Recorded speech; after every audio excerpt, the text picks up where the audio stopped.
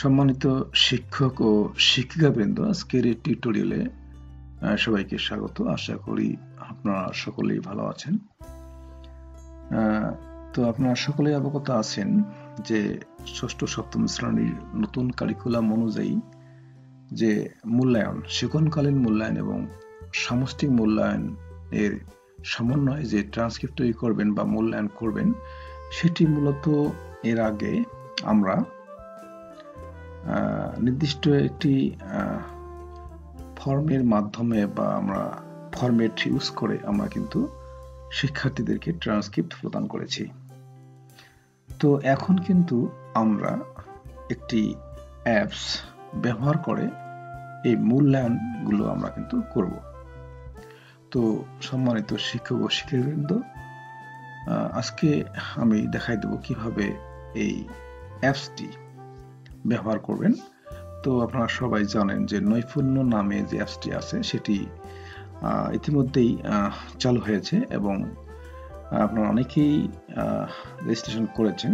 তো চলুন দেখি আসলে এই নৈপুণ্য অ্যাপসটি আছে সেটি আমরা কিভাবে রেজিস্ট্রেশন করব এবং রেজিস্ট্রেশন করার পরে কিভাবে যে কাজগুলো আছে ধাপে ধাপে করতে হয় সেগুলো দেখব। তো এই কাজটি করার জন্য অবশ্যই একটি ব্রাউজার ইউজ করতে হবে। তো আমি এখানে একটি ব্রাউজার ইউজ করছি, গুগল ক্রোম। তো প্রথমেই আমরা এই অ্যাড্রেস বারে যে লিখব master.noipunno.gov.bd লেখার পর কম্পিউটারের যে কিবোর্ড আছে সেখানে এন্টার বাটনে প্রেস করব। প্রেস করার পরে দেখতে পাচ্ছেন এখানে এই নৈপুণ্য অ্যাপসটির যে লগইন অপশন চলে এসেছে। তো সম্মানিত শিক্ষক শিক্ষার্থীবৃন্দ, এখানে একটি কথা বলে রাখি যে এখানে অবশ্যই ইতিমধ্যেই স্ব প্রতিষ্ঠান প্রদানের কাছে যে ইউজার আইডি এবং পিন নম্বর দেওয়া হয়েছে, তো সেখান থেকে আপনার ইউজার আইডি এবং পিন নম্বর ব্যবহার করে লগ ইন করতে হবে। তো প্রথমে আমরা কি করব, এখানে প্রধান শিক্ষকের কাছে দেয়া বা প্রধান শিক্ষকের দেয়া যে ইন নাম্বার, ইউজার আইডি এবং পিন নম্বর আছে সেটি ব্যবহার করে কি করব, আমরা লগ ইন করব। তো আমি লগ ইন করছি। আমি এখানে ইউজার আইডি দিয়ে দিলাম এবং পিন নম্বরটা দিচ্ছি। এখন দেওয়ার পর এইখানে পিন সংরক্ষণ কোন অপশনে ক্লিক করবেন, করার পর লগ ইন করুন। ক্লিক করলাম, করার পর খেয়াল করেন এখানে কিন্তু আমি কি করেছি, আমার বিদ্যালয়ে প্রবেশ করেছি। তো এখন এখানে অনেকগুলো অপশন রয়েছে: ব্রাঞ্চ ব্যবস্থাপনা, শিফট ব্যবস্থাপনা, ভার্সন ব্যবস্থাপনা, সেকশন ব্যবস্থাপনা, শিক্ষক ব্যবস্থাপনা এবং শিক্ষার্থী ব্যবস্থাপনা, এবং শেষে আছে কি বিষয় শিক্ষক নির্বাচন। তো এখানে যদি আমরা ক্লিক করি তাহলে দেখবেন এখানে অনেকগুলো অপশন, অর্থাৎ ব্রাঞ্চ হচ্ছে প্রতিষ্ঠানের নাম, তারপর হচ্ছে ব্রাঞ্চ লোকেশন অর্থাৎ ঠিকানা হবে, তারপর হচ্ছে ব্রাঞ্চ প্রধান হচ্ছে প্রধান শিক্ষক, যদি না থাকে সহকারী প্রধান শিক্ষক। তারপরে এখানে এই যে ব্রাঞ্চের নাম যা আছে এখানে এই ঠিকানা নাম এখানে করতে হবে, সিলেক্ট করে দিতে হবে। আচ্ছা, এটা গেল। এখন আমরা এই যে শিফট ব্যবস্থাপনা এখানে যদি ক্লিক করি আমরা, তাহলে দেখব আমাদের বিদ্যালয় যে আছে বিদ্যালয়টি সেখানে কোন শিফটে আমরা ক্লাস নেই, সেটা প্রভাতী বা দিবা যেটা হয় সেটা আমরা এখানে সিলেক্ট করে দেব। কো এডুকেশন যদি হয় তাহলে কো এডুকেশন, অথবা বালিকা অথবা বালক হলে সেটা আমরা সিলেক্ট করে দিব। তারপরে ব্রাঞ্চ হচ্ছে কি, আমরা এখানে যে পূর্বে যে ব্রাঞ্চ অর্থাৎ বিদ্যালয়ের যে ঠিকানা লিখেছি সেখানে লিখলে সেটা কিন্তু এখানে কিভাবে শো করবে, ওখানে লিখলে কিন্তু এখানে আর লেখার প্রয়োজন হবে না। তাহলে এরপরে শিফট শুরুর সময় যদি আমরা এখানে ক্লিক করি তাহলে কিন্তু এখানে কি করবে, এখানে কিন্তু এই যে আমাদের যে স্কুল করার দিকে শুরু হয় সে সময়টা আমরা এখানে দিয়ে দেব। ধরে নিলাম আমার বিদ্যালয়ে 10টার দিকে শুরু হয়, সেক্ষেত্রে আমরা কি করব, এখানে এই টাইমটা এখান থেকে সিলেক্ট করে দেব। আচ্ছা, তাহলে এখান থেকে টাইমটা সিলেক্ট করে দেওয়ার পর কি করব, এখানে শুরুর সময় এবং শেষ সময়, তাহলে শেষ করার দিকে স্কুল হয় বা ছুটি করার দিকে হয়, সেটা আমরা এখান থেকে সিলেক্ট করে দেব। তারপরে আমরা এখন দেওয়ার পর আবার আমরা ড্যাশবোর্ডে যাব, যাওয়ার পর ভার্সন ব্যবস্থাপনা, এখানে যদি ক্লিক করি তাহলে আমরা দেখব এখানে আমাদের বিদ্যালয়ে কোন ভার্সনে পড়াশোনা বা কোন ভার্সন চালু আছে। বাংলা ভার্সন হলে বাংলা ভার্সন, আর যদি ইংলিশ ভার্সন হয় তাহলে ইংলিশ ভার্সন সিলেক্ট করে দেব। এরপরে ব্রাঞ্চ নির্বাচন করুন। তো এটা তো পূর্বেই বলেছি আমি যে আমরা যখন প্রথমে ব্রাঞ্চ নির্বাচন করব তখন আমরা কিন্তু ব্রাঞ্চের নাম এবং ঠিকানা দিয়ে দেব। যখন আমরা দিয়ে দেব অটোমেটিক্যালি কিন্তু সেখানে এই জায়গায় কিন্তু কি হবে, ব্রাঞ্চের নাম শো করবে। তারপরে তথ্য সংযোজন করুন, এখানে ক্লিক করতে হবে। আচ্ছা, এরপরে আমরা আবার ড্যাশবোর্ডে ফিরে যাচ্ছি। তারপরে সেকশন ব্যবস্থাপনা, এখানে যদি আমরা ক্লিক করি তাহলে কি করব, সেকশন যোগ করুন। তাহলে আমরা এখানে সেকশন যোগ করব। তাহলে সেকশন যোগ করার জন্য প্রথমে ব্রাঞ্চ নির্বাচন, অর্থাৎ আমাদের বিদ্যালয়ের নাম। তারপর ব্রাঞ্চ ভার্সন, তো ওখানে আমরা প্রথমে লিখবো, লিখলে কিন্তু এখানে অলরেডি চলে আসবে, অটোমেটিক্যালি চলে আসবে। তারপরে শিফট, একইভাবে এগুলো চলে আসবে। তারপরে আমরা ক্লাস নির্বাচন করব, আমরা কোন ক্লাসের 6 এবং 7-এ যেহেতু আমরা মূল্যায়ন করবো, সেক্ষেত্রে আমরা প্রথমত 6 এই ক্লাসটা নির্বাচন করব।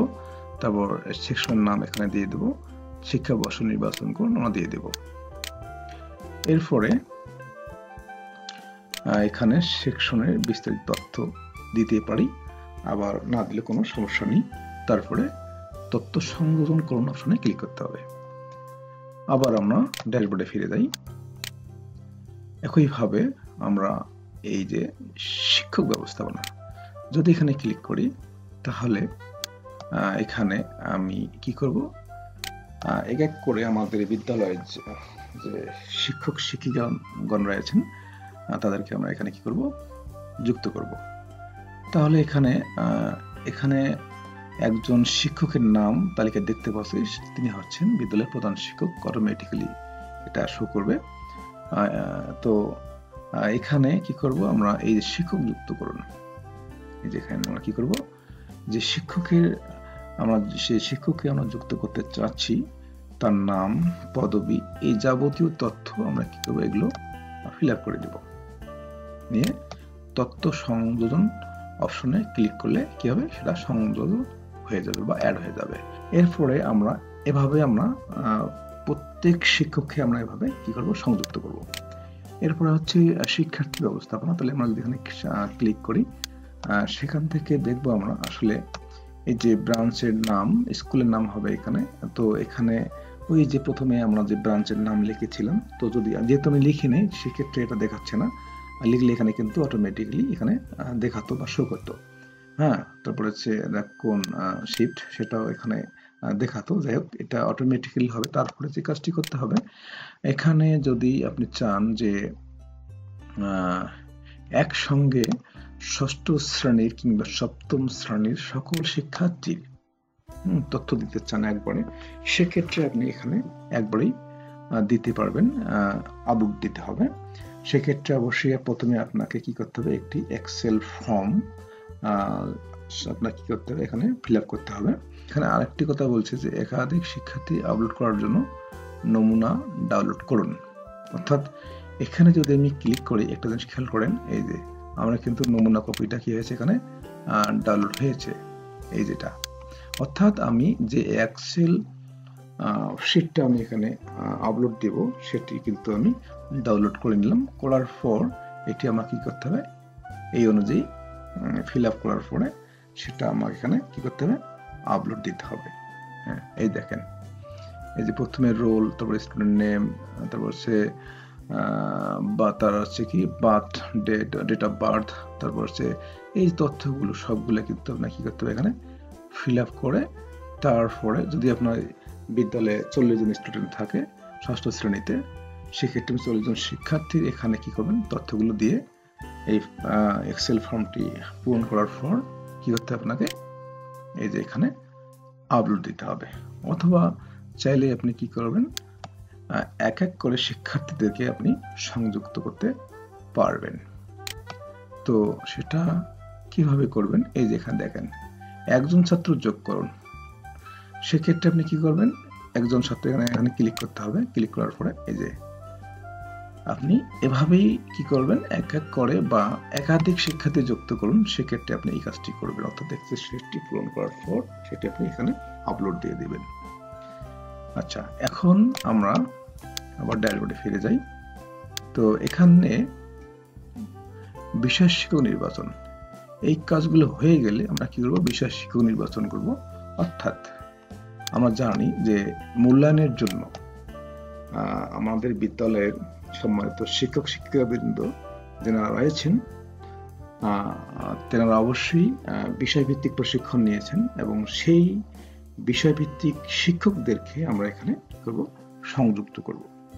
এই যে এখানে শ্রেণী, কোন শ্রেণী, শ্রেণীটা আমরা সিলেক্ট করে দেব, সেকশন, সেই সেকশনটা আমরা সিলেক্ট করে দেব।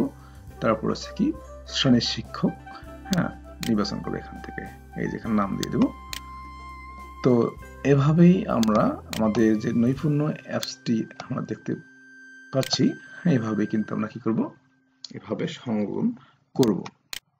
তো এখন আমাদের প্রথম যে কাজটি হবে, যে আপনারা অবশ্যই কি করবেন, যে যেহেতু অ্যাপসটি আমি কি করেছি, ওই প্রধান শিক্ষকের মানে কাছ থেকে নেওয়া যে ইউজার এবং পিন নম্বরটা আছে সেটা দিয়ে আমি কি করেছি, লগ ইন করেছি। কিন্তু অবশ্যই আপনার কি করতে হবে, এই পিন নম্বর যেটি রয়েছে সেটা আপনাকে অবশ্যই কি করতে হবে, চেঞ্জ করতে হবে। সেখানে বলা হয়েছে যে তথ্য গাইডলাইন দেওয়া হয়েছে সেখান থেকে বলা হয়েছে অবশ্যই আপনি কি করবেন, আপনার যে ইউজার আইডি এবং পাসওয়ার্ড দেওয়া হয়েছে সেটি অবশ্যই লগ ইন করার পরে সেটি অবশ্যই পিন নম্বরটি কি করতে হবে, চেঞ্জ করতে হবে। তো সেটি এখন আমরা করব। সেই কাজটি করার জন্য আমি এখান থেকে লগ আউট হব। লগ আউট হওয়ার পর এখানে খেয়াল করেন আমি এখান থেকে আবারও কি করতেছি, লগ ইন হচ্ছি।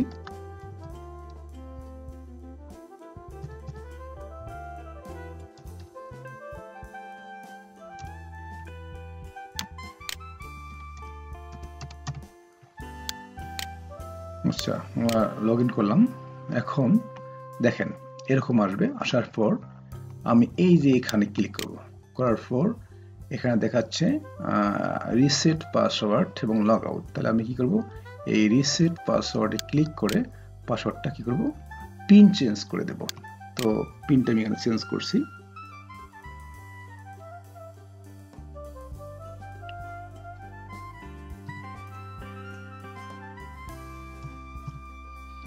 আচ্ছা, আমি পিন নাম্বারটা দিয়ে দিলাম। দেওয়ার পর আমি এটা কপি করে কনফার্ম পিন এখানে পেস্ট করে দেব। দেওয়ার পর রিসেট করুন অপশনে ক্লিক করব। দেখেন আমার কিন্তু কি হয়েছে, এটা কিন্তু রিসেট হয়েছে। এখন কিন্তু চাইলে কিন্তু আমি আগের পিন দিয়ে কিন্তু আমি ঢুকতে পাবো না। তো এখন আমি যদি লগ আউট হই, আমি লগ আউট হলাম। এখন আমি দেখেন আগের যে ইউজার আইডি আছে সেটা ঠিক থাকবে।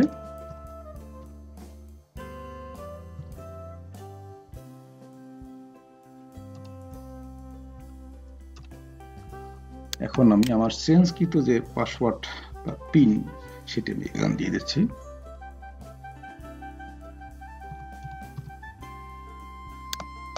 দেওয়ার পর আমি এখানে লগ ইন করলাম। দেখেন লগ ইন হয়েছে।